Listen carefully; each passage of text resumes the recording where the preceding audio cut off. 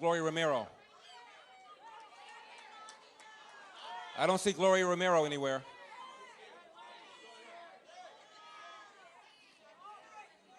There she is, Gloria Romero. Gloria, let me say something about Gloria Romero. You know who Gloria Romero is. Gloria Romero is a Democrat. I'm hoping a recovering Democrat, but we'll see. She was the Senate Majority Leader. She crossed party lines. She's still a Democrat.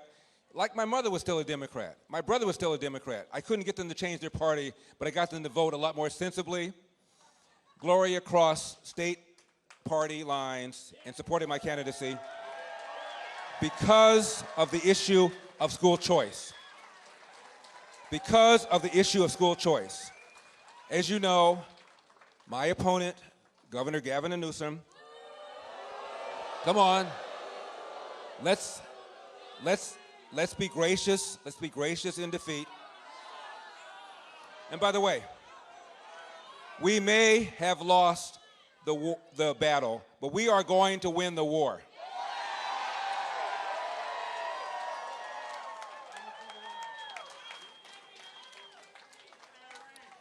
Gloria crossed party lines because of the issue of school choice.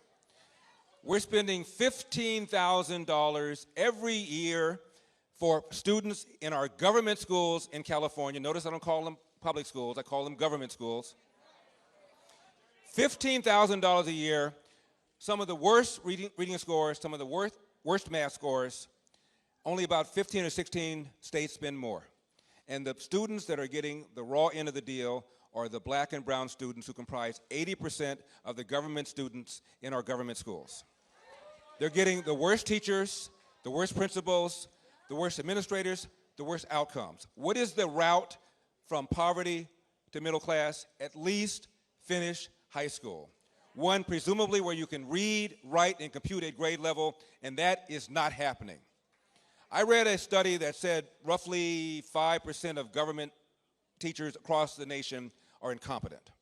Roughly 5%. I have no idea whether that's true of California, but let's assume for a moment that it is. There are 300,000 public school teachers in California. Any given year, 2.2 are fired. If it is true that 5% are incompetent, that means 15,000 are incompetent. 2.2 every year are fired. Again, I'm not saying that applies to California, but assuming it does, imagine if that applied to cops in LA. I'm in LA. 10,000 force, assuming 15% were incompetent. We're talking about 500. 500. Doing what? Planning evidence, engaging in racial profiling, using excessive force. We wouldn't put up with it. We'll put up with 15,000 incompetent public school teachers. That is why Gloria and I support school choice. So the money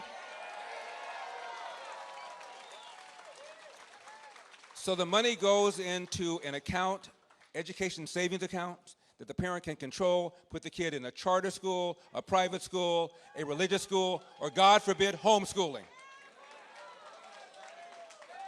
The reason we started this campaign is because this man, Governor Gavin Newsom, was sitting up there at the French Laundry restaurant with lobbyists who contributed to his campaign, with the people who drafted the mandates that they were violating by not wearing masks, by not engaging in social distancing, while telling you to do it.